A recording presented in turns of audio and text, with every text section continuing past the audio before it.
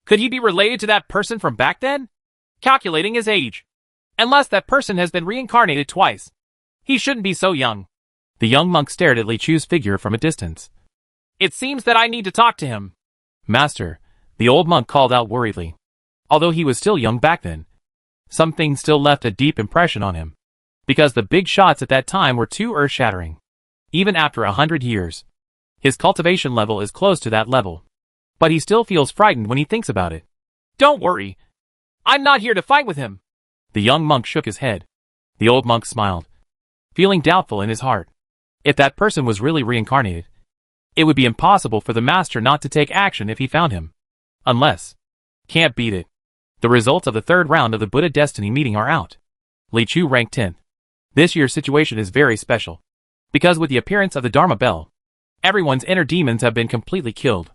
The final method for Bailong Temple to judge the winner is based on the time of death of the inner demon.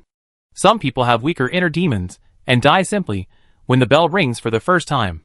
They are lucky enough to win first place and have the opportunity to receive their Buddha's fate. And Li Chu's inner demon. There is no doubt that he died last. If he hadn't committed suicide due to the humiliation, Li Chu might have observed him for a while longer.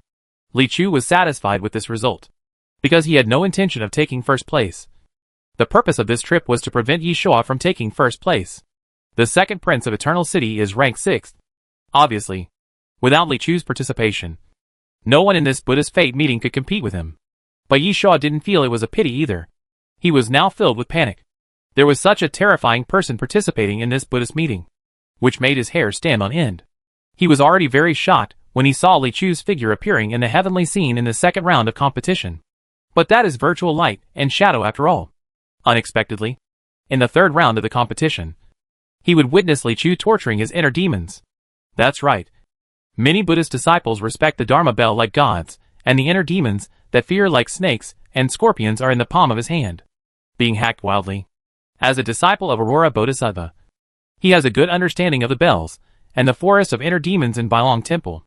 Because of this, he knows how terrifying it is to achieve this level. Is he the Buddha who came to this world? But he was born a Taoist priest. Could it be? Is Buddha the Tao? Yilinger is very well informed. Not long after Li Chu returned to Yunwen, she came to visit him. She was dressed very simply, wearing a floral cotton skirt and a thick scarf. She lost her Luotian style and looked more like the girl next door who went out to watch the snow. But she was still beautiful. Li Chu didn't expect that she would come to him. So he asked her to sit in the front hall and asked, "Can you walk around outside the Luotian hall?" Yilinger took off her headscarf and said with a smile, "Of course. I'm not a prisoner. And when I entered the city, not many people saw my face clearly. As long as I don't bloom, no one will recognize me." "Just right." Li Chu nodded. "The matter of the Buddha fate meeting has been resolved. According to the agreement, you should tell me the news about Wu Xiaobao. I came here specifically for this matter. You did better than I imagined, so I will tell you more news," Yilinger said without any nonsense. "The child was killed by the Yin clan at that time. Someone picked it up. Is it the Yin family again?" Mentioning this name, Li Chu immediately thought of the girl Wang Longqi truly loved. After that, he and Chao Tianke tried to find the descendants of the Yin family. But there was no news. According to Duan Geng, they might even have moved their entire family away from Shenluo City. I don't know the specific content, but I dare to conclude that Lord Songhai must have a deal with the Yin family, and they are helping Lord Songhai," Yilinger said. "They have been searching for Xuanin's body and extremes in Shenluo City recently. Yang Tongxi, it is very likely that he is planning to set up some secret evil formation." Kang Heijin. Li Chu nodded. Since he arrived in Shenluo City, all the evil things he encountered were related to this name. But the current focus is naturally Gu Xiaobao. So he asked, "Do you know where to find the child?" "I don't know the hiding place." Yilinger thought for a moment and said, "But there seems to be a place that is very important to the Yin clan. If you look for it, you may find clues." "Where?" Yulangshuan. Chapter 239 The Traditional Performing Arts of Diyun Temple. Yulangshuan, Li Chu heard and said, "I have been there." Yilinger blinked, a little surprised in his eyes. "You still need to go to that kind of place?" "Ahem," Li Chu said. "I mean, I went there last time to investigate the descendants of the Yin family. But unfortunately I couldn't find any trace of them. The Yin clan were born in the ditch. It will be extremely difficult for you to find them unless you can get them to come to you. Yilanger smiled slyly. I heard that Kaodiank has been suppressing them very hard recently. It's amazing. And Yulangshuan should be considered an extremely important industry to the Yin family. Li Chu understood instantly, nodded and said, Thank you very much. It's nothing, Yilanger said. You help me. I'll help you. Just as he was talking, Du Lang came to the temple again and informed him. Master, there is a second prince from the Eternal City who has come to pay his respects. My second brother? Yilanger was suspicious and looked at Li Chu. Li Chu shook his head. I don't know what he came for, Yilanger said. Be careful. My second brother is extremely proud and petty. If you lose the top spot in the Buddha Fate Association this time, I might hold a grudge against you. She didn't know the specific situation in the Buddha Fate meeting, and thought that Li Chu simply affected Yishua's ranking. Li Chu also nodded cautiously. Yilanger looked around, stood up and hid by the door of the backyard. I'll just take a look here. If he is bad for you, I can help you. Okay. Li Chu nodded again. He also knew that Yilanger's thoughts might not be that simple. Rather than being afraid of a fight, she might be more afraid that she would get along with Yishua again. But he was open-minded, so there was no need to be wary. He was also a little curious as to why Yishua came to his door. Soon, Yishua walked in, wearing a golden gown in the style of a noble prince from the Central Plains. He is elegant and graceful. Moreover, he came alone and did not appear to be looking for provocation. Li Chu felt slightly reassured and was about to stand up to greet him when he heard Yishua fall to his knees with a thud. Buddha, please accept me as your disciple. Li Chu in front of the palace, and Yilanger, who was peeping behind the palace, showed expressions full of question marks at the same time. Li Chuxin asked whether this person had gone to the wrong set. Then he helped Yishua up and said, Second Prince, have you made a mistake? I am a Taoist temple here, and my job is to be a Taoist priest to participate in the Buddhist Fate meeting. This is just a temporary move on my part, and it does not mean that I am a Buddhist. Yishua looked up at Li Chu and said firmly, I have seen you in the picture of heaven, and I have seen you in the forest of inner demons activating the Dharma bell at will. How could you have such power if you were not a reincarnated Buddha? A Buddha, you came to be a Taoist priest. Couldn't you? Having said this, he looked around, approached Li Chu, and carefully lowered his voice. Undercover? What an undercover agent. Li Chu covered his face with his hands. Why are these Buddhist people so obsessed with infernal affairs? He had no choice but to explain as best he could. There may be some coincidences among these things, and I am also exploring some causes and effects. But one thing is certain. I am definitely not the reincarnation of a Buddhist disciple. If you want to practice Buddhism, you have really found the wrong person. There was some tangle on the face of the second prince of Eternal City, but he quickly gritted his teeth and said, As long as you are willing to accept me as your disciple, I can accept it even if you change your profession. Yishua came to this trip determined. He has innate vision and talent when it comes to apprenticeship. Aurora Bodhisattva is extremely respected in the western regions. He has never had many disciples, and he often has to start with an immortal body. Those who become disciples are always very capable. Although Yishua has a small aristocratic status, he is not valued by Aurora Bodhisattva just because of this. The reason why he was able to become his disciple was because he had been cleaning and serving in front of the Aurora Palace every day for 3 consecutive years, since he was 11 years old. From the beginning when he was not allowed to enter, to when he was received by Aurora Bodhisattva, and finally included in the door wall. He summed up only 3 tips for apprenticeship: bold, careful, and thick-skinned. There are countless benefits to having a master with high magic power, and some of the early efforts are nothing in comparison. The impression Li Chu left on him was too deep. Second Prince, there is no need to mention this matter again.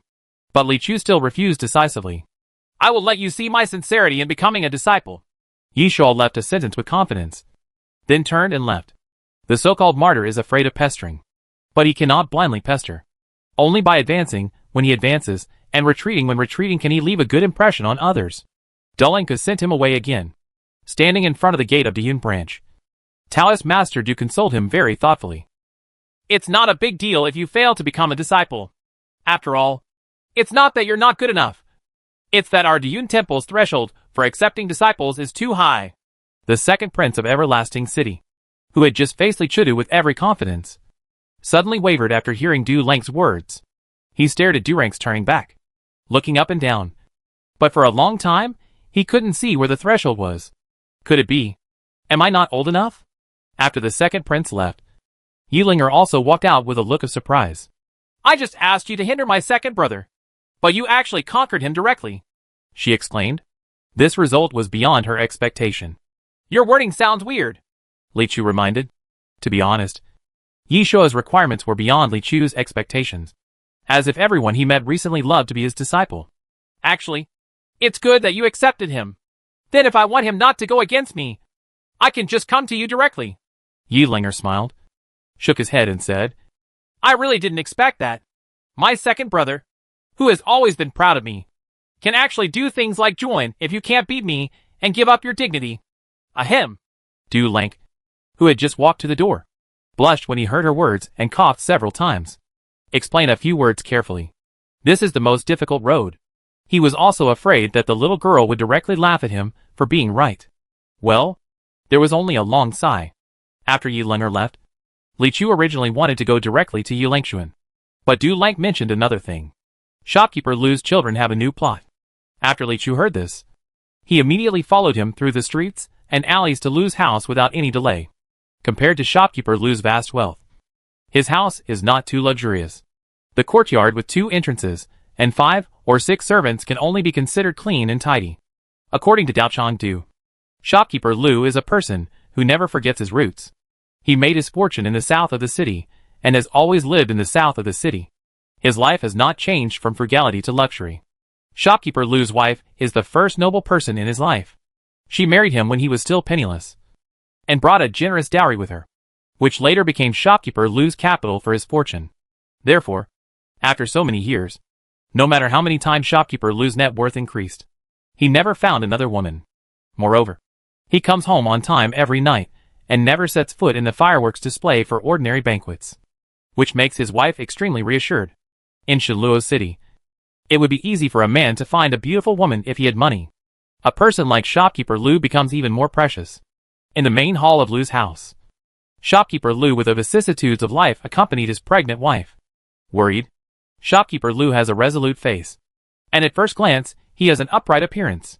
Mrs. Lu's wife has light eyebrows and narrow eyes, and looks very haggard. She was already pregnant at an advanced age, and coupled with the recent mental torture, her whole body was visibly tired. As soon as Li Chu walked in, Shopkeeper Lu immediately stood up to greet him. He was a little surprised before he cupped his hands and said, Excuse me, Taoist Priestley. Although Du Lank had mentioned earlier that he had recently become a very young master, Shopkeeper Lu was still very surprised when he saw Li Chu's appearance. Li Chu simply returned the gift without being too polite, but asked with concern, Is Madam's condition okay? Fortunately, Shopkeeper Lu looked back at his wife and sighed. I just don't dare to fall asleep. Turn out to be, since last night, Mrs. Lu has been having a strange dream. There is a fat doll covered in red light, existing in the center of the dream. There was also a group of ferocious big bugs, gathering from all directions, trying to bite the fat baby. The baby started crying and swatted at the bugs, but some would be killed and some would still get close to the child's body. Mrs. Lu woke up from this. I don't know if this dream was caused by her thinking day and night, or if it was really a sign or something supernatural. So I never dared to fall asleep again until now. Moreover, unlike ordinary dreams, this dream still lingered in her mind for a long time even after she woke up. It was extremely clear and did not fade away at all. This is unusual. Although Shopkeeper Lu listened to it several times, he could tell that he loved his wife deeply and was worried about his children. He kept holding his wife's hand and frowning, sighing. It's all the root of the disaster that I planted back then. I was worried before that if my luck in these years was really brought about by evil methods, then reporting it to Xiao Tianke would cause any extra trouble. But to this day, I still ask Xiao Daozonli told the truth. If you can't solve this matter, I will ask Xiao Tianke to protect my wife no matter what. Even if I give up all my family wealth, I can't let my wife and children suffer. Don't worry, old Lu. Du Lank comforted him very calmly. Didn't I say it before? As long as my master is found, there will be no bad guys that cannot be dealt with, and no evil spirits that cannot be driven away. Li Chu shook his head and said, I really don't know how to handle this matter. If it were a simple exorcism, that would be easy. However, it was unclear whether what Mrs. Lu encountered was a dream, a fantasy, or something else. Once she entered, there were unknown risks, and Li Chu did not dare to let her try it once. For Li Chu now, anything that can be cut with a sword is not difficult. In other words, it's difficult if you don't know who to kill. Ah? Du Lang was startled. He didn't expect that he would be slapped in the face for bragging about Li Chu. Then I heard Li Chu say very calmly, "Don't worry. Lao Du shopkeeper Lu. Please prepare a quiet room and 3 sticks of incense. I'll go and ask my master. My master's cultivation is profound, and he has a lot of knowledge." Guangbo should know how to deal with this situation. Shopkeeper Lu looked at the 2 Taoist priests from Diyun Temple in front of him and said to himself, "Good guys. Looking for a master according to the ancestors? If Taoist Master Shao Li can't do anything anymore, will he still have to channel spiritual energy? Complaints are complaints." But Lu Zhai's servants still managed to clean up a quiet room for Li Chu and set up the incense table. Li Chu took out the jade stove he carried with him and inserted 3 long incense sticks. A moment later, Yu Qian's immortal figure appeared with the old locust tree in the background unchanged for thousands of years, full of masterly demeanor, almost overflowing from the smoke. "Disciple, what's wrong? Didn't you say that the situation has been tight recently? So why don't you contact me if you have nothing to do?" Came the old Taoist priest's thief voice. "There is something urgent. So this disciple has no choice but to light the incense burner," Li Chu said. "Last time, I found Sister Homin through my master. Although the problem was solved temporarily, it was not without cost. I heard that Xie Jinhua has taken hundreds of brothers south. If she wanted to pursue her old love, why did she bring so many people with her?" This incident caused the old Taoist priest to fall into a deep panic. Now he always sleeps with a small bundle next to him, ready to run away at any time. "Okay, then you'll keep the story short," Yu Qian said in a low voice, then quickly looked up and looked around. Then Li Chu briefly explained what happened to shopkeeper Lu. Now his second child is about to be born. Although the Gu Master has never appeared, Mrs. Lu has this strange dream. This, Yu Qian pondered for a moment and said, "Maybe he has provoked a Soul Gu Master from southern Xinjiang." Soul Gu Master? As always, the master did not disappoint him. And Li Chu's eyes lit up. Gu Masters are already rare. And the Soul Gu lineage is even more rare. Because this lineage was too weird. Many other Gu Master lineages were encircled and suppressed in the southern Xinjiang. It was once widely rumored that this lineage had been severed. But later people discovered that there should still be a Soul Gu Master who survived and had achieved extremely high levels of Taoism. He had returned to southern Xinjiang a few years ago and killed one by one the enemies who had surrounded and suppressed the Soul Gu Master lineage. Because the method was so bizarre. Even until the end of his revenge, no one had seen this Soul Gu Master. Ordinary Gu Masters raise Gu, which is nothing more than catching poisonous insects and killing them. Through such cruel methods, the strongest ones are selected as Gu. Therefore, most of the Gu Masters known to the outside world are those who play with insects. And the Soul Gu Master uses the soul to nourish the Gu. Li Chu frowned. This kind of thing sounds a little evil. Theoretically, there is no upper limit to this method. It is said that in ancient times, there were even Soul Gu Masters who refined immortal Gu, which was to refine the living souls of land gods into Soul Gu in their palms. And they dominated the land of southern Xinjiang for a while. Refining immortals as Gu? Li Chuxiao was surprised. It sounds like a big deal. But Yu Qian frowned and thought for a long time. Then murmured, "Now you are going to deal with this Soul Gu Master who has not shown up yet. I don't know how much cultivation he has. And if Mrs. Lu is not dreaming, then she was probably sent by him. Some of the Gu insects are entangled in their souls, and it is difficult for others to help. Unless there is some way to make Mrs. Lu's soul grow stronger overnight." Or, as he spoke, a light flashed in his eyes, and he seemed to have thought of a way. Li Chu quietly waited for the master's next words. Yu Qian showed his confident smile again and asked, "Disciple, have you ever heard of this? The soul left the body?" Chapter 240. Are you considering changing your master? I have never eaten all the tiger's head when eating meat. In the 30 years of my life, I have written about the Sea of Swords and the Autumn of the Day. Fortunately, the article did not meet Huang Zhu, and he is still embarrassed by Ma Zhou.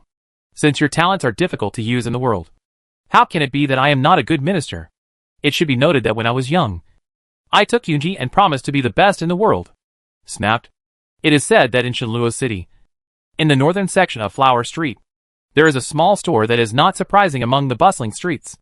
The front door is dim, with no other decorations except for the Spring Festival couplets on the doorposts. It looks awkward among the colorful shops on both sides. But only those who understand know that this small shop does not do much business. But everyone who comes in and out is from a wealthy family. The shop is called Yiming's High. On this day, a little Taoist priest dressed in green came to the door of Yiming's High. Next to him was a rich young man in fine clothes, with thick eyebrows and big eyes, and a temperament that was free and unrestrained but also a bit salty. These two people were Li Chu, the master of the Yun branch, and his friend, the seventh young master of the Wang family. The two teenagers walked into the door and felt the warmth inside. A girl in a light blue thin skirt came forward and whispered softly, "Please wait a moment. Luo Xiangu is busy." "Yes," Li Chu responded, then took out a translucent luminous pearl from his sleeve, which looked about the size of a thumb, crystal clear, and said, "When the fairy lady is free, please hand this to her." "Okay." Although the night pearl was extremely valuable, the girl didn't take a second look at it. She just took it in her hand and responded calmly. It can be seen that the waiters here have a high level of vision. When she turned to leave, she only glanced back at Li Chu 3 times. The space on the first floor is not big, with only 2 or 3 tables and no one else around. Li Chu and Wan Longqi were sitting here, and another girl served them tea. Hanging on the wall is a 4-character calligraphy painting that reads, "Immerse yourself in the scene." After Li Chu asked about the Soul Gu master at shopkeeper Lu's house, he followed his master's instructions and returned to the Taoist temple to pick up the token in the second kit, and found this small shop called Yiming's High. This is a place where dreams are sold. Yes, many dignitaries are willing to come here and spend a lot of money just to buy a dream. The owner of this shop is Luo Xiangu. It is said that she has extremely high attainments in soul cultivation. The dreams she sells are completely different from illusions. Illusions may allow you to experience a lot in one moment, but those are very simple and crude scenes that cannot stand up to scrutiny. Moreover, the essence of illusion is to attack, and it consumes a lot of money on the human body. After escaping from a very long illusion, mortals will be exhausted and even seriously ill. But the dreams sold by Luo Xiangu are different. She can make you fall asleep leisurely and have a clear dream. See the people you want to see the most. Go to the places you want to go the most. Get the things you want to get the most. And everything in the dream feels extremely real. When I woke up, the sky was bright, and I felt refreshed. Du Lang was left at shopkeeper Lu's house, and Li Chu returned to the Taoist temple alone. Hearing about this magical shop, Wan Longqi also wanted to come and have a look. The fox girl also wanted to come, but it was too risky to leave the little brontosaurus at home by herself. So she had no choice but to stay at home and spank the child. "Is this fairy's dreaming really so magical?" Wan Longqi couldn't help but ask. "I don't know. The soul is extremely mysterious and has all kinds of magical powers. It is not impossible that it can temporarily create a real dream." When Li Chu said this, he thought of the nightmare back then. It could also create very real dreams. But everything in the dream must be what he knew and saw. Like Luo Xiangu, if she creates a dream that satisfies every customer, she will definitely come into contact with things that she and even her customers have never seen before. I wonder how she does it. After chatting for a while, a young girl came to invite you softly. "Xiangu Luo, please come upstairs." He followed the girl along the narrow stairs and arrived at a quiet room on the second floor.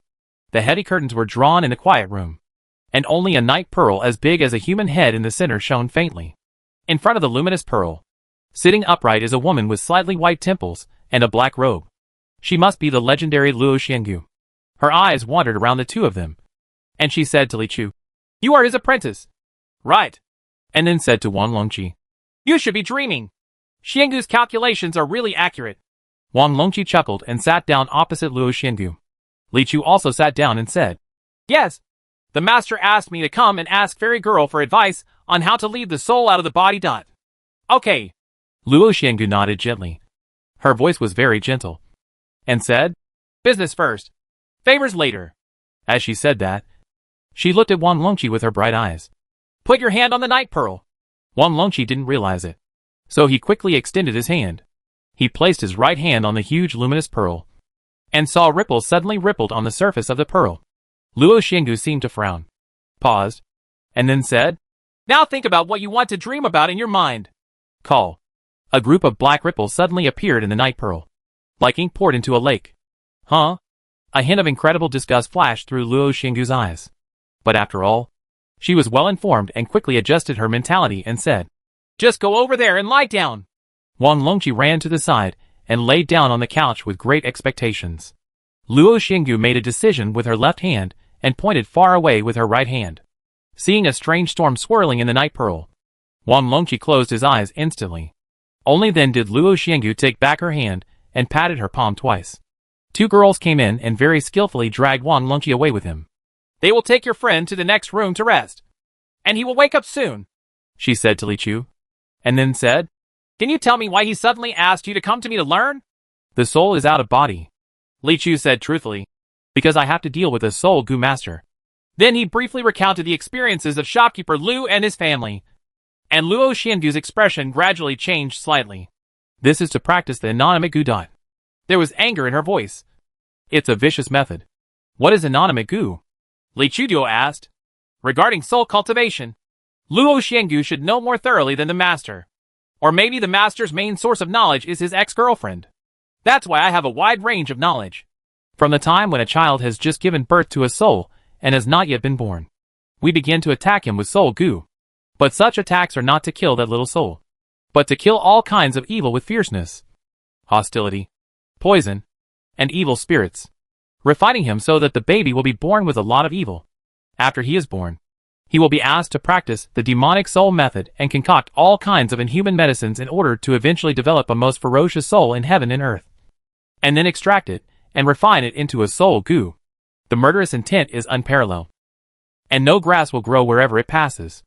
Luo Xinggu said in a deep voice, "I can teach you my unique method of leaving the body, the Shen Wandering Taishi technique, not because of my little friendship with your master, but just to punish such people who are intolerable to the laws of heaven." "Villain! Meager friendship?" Li Chu was suspicious for a moment, but still thanked her. "Xinggu Gaoi, say it." Luo Xinggu turned around and walked into the back door and took out a scroll. "Although I am willing to teach you, it is not yet known whether you can learn it. After ordinary cultivators merge with the soul in the Shen state, they will not be able to reach the point where the soul can leave the body until the late stage of dragon transformation or the early stage of Wanxiang. If they are forced to leave the body, the orifice is like a candle in the wind, which is in danger of extinguishing in a moment. And you probably practice a different kind of inheritance. And I can't feel the fluctuations of your true energy. So I need to test the strength of your soul." "Okay." Li Chu nodded. "Wow." Luo Xinggu raised her hand, shook off the scroll, revealing a blank space, and said, "Now stare at this scroll for 3 breaths." Li Chu looked at the empty scroll. Although he didn't know her intention, he still stared at it for 3 breaths as instructed. Then I heard her say, "Close your eyes." So Li Chu closed his eyes. A brilliant picture suddenly appeared in my mind. "Tell me, how many immortal statues have you seen?" Luo Xinggu asked. 81. Li Chu replied truthfully. Luo Xinggu was silent for a moment. Then, she said in a stern voice, "Don't talk nonsense. It doesn't matter even if you can't see it. Wait patiently for a while, and you will eventually see it. Tell me how many there are." Li Chu said. "Sorry. It did appear again. It was the 83. Luo Xinggu frowned and asked, "Tell me, is the third immortal statue male or female? What clothes is it wearing?" Li Chu closed his eyes and searched the picture in his mind, and then said, "It's an immortal, wearing a linen gown. The 12th one. Fairy. Pink fairy dress. 37 and 38. Neither man nor woman had any clothes on.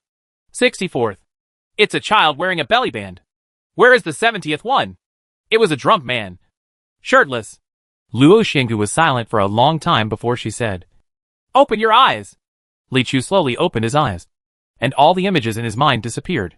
This image of the immortal contemplation was taken out by my master from the ruins of the gods. It can measure the strength of a person's soul. The stronger the soul, the more images of immortals you can see. With the strength of your soul, it should be enough to practice Yuanshan. Out of body. Luo Xinggu hesitated for a moment, but still didn't say anything. At that time, her master passed down the message that there were only 64 statues of immortals on this picture. So it was named 64 Immortals Visualization Picture. However, her master could only see 59 statues after practicing for a lifetime. Immortal statue. She has now surpassed the master and can see all 64 statues. But she never thought about it. Did it turn out that there were more than 64 immortal statues in the painting? The authenticity of the next dozen or so statues could not be verified. But the first 64 statues that Li Chu said were true, indicating that his soul strength was definitely enough. So Luo Xiangu no longer struggled. Although I don't know what kind of monster he is, it doesn't seem so strange when I think of him as that guy's apprentice. The so-called Yuanshan is actually a part of the soul that is combined with the true essence. Different from the pure soul, the Yuanshan carries your cultivation level. Therefore, only when the Yuanshan leaves the body can you have the ability to fight. After getting rid of the shackles of the physical body, of course there are many benefits, but there are also many dangers. If you are not careful, you will be in danger of death. Therefore, in the many years I have been cultivating the soul, the number of times I have actually left the body is still very few. When you try to leave the body, you must be cautious. Be careful. In addition, one thing that should be paid special attention to is that if the soul is far away from the body, you must find someone you trust to take care of your physical body. Back then, a powerful soul traveled far away from the body, but the body was destroyed by someone. An example of taking advantage of the opportunity to destroy it. In this way, the soul will lose its foundation, and its vitality will dissipate within a few days. Li Chu held a scroll of divine movement Taishu Ju in his hand and watched silently, while Luo Xiangu was in front of him to point out the key points. Not long after, I had read it once. He put down the book gently and prepared to try. Luo Xiangu added, "Your soul is strong enough. I believe you will be able to successfully master it soon. It can take as little as 1 month, or as fast as 7 days, and you will be able to skillfully leave the body. It is your first time to try it, as long as you can feel it." She was startled again, because Li Chu stopped moving. Boom. The world in Li Chu's eyes suddenly changed, turning into a collection of vertical and horizontal dark lines and balls of human-shaped flames. You can tell from the shapes of those lines that they are walls, tall buildings, streets, cars, or any other inanimate objects. Those blue human-shaped flames. It is the soul of other people. He was out of body, looking at his own appearance. There seems to be no other difference except that he is slightly weaker. If his true body wasn't below and he was floating in the air, maybe he really wouldn't realize that he was just a soul. He could feel that his abundant spiritual power still existed in his body and could be mobilized at will. This is probably what Luo Xiangu said. In a sense, the soul is the combination of cultivation and soul, between reality and reality. It is extremely mysterious. For Yuanshan, all real obstacles do not exist. He can pass through floors and walls at will, but he cannot pass through the human body, because someone else's soul is blocking it. The previous real was the virtual of this world, but the previous virtual was the real of this world. He tried to touch the pure yang sword again, but could not draw it out. He could not contact the real existence now. After thinking for a while, he tried to use the sword control technique. With a squeaking sound, the Chunyang sword was unsheathed. The magical sword art is a means that can communicate between heaven and earth and transcend reality and reality. As long as he could wield a sword, Li Chu would have the confidence to fight against powerful enemies, whether physically or spiritually, because the pure yang sword is equipped with powerful spiritual power. It can deal tons of damage to both the soul and the physical body. Although Luo Xiangu couldn't see Li Chu's soul state with the naked eye, she knew what happened when she saw the long sword on his back being unsheathed. Can you use the sword technique after your soul leaves the body for the first time? Her pupils couldn't help but shrink. You know, the first time the soul leaves the body is like the first birth of a baby. Extremely weak. It takes a difficult adaptation period before you can gradually become more comfortable. Li Chu's speed in mastering the out-of-body experience was already amazing. Now he can achieve this level for the first time. It's like a baby that can't wait to get out of the mother's womb before it's 10 months pregnant. It doesn't cry or fuss as soon as it's born.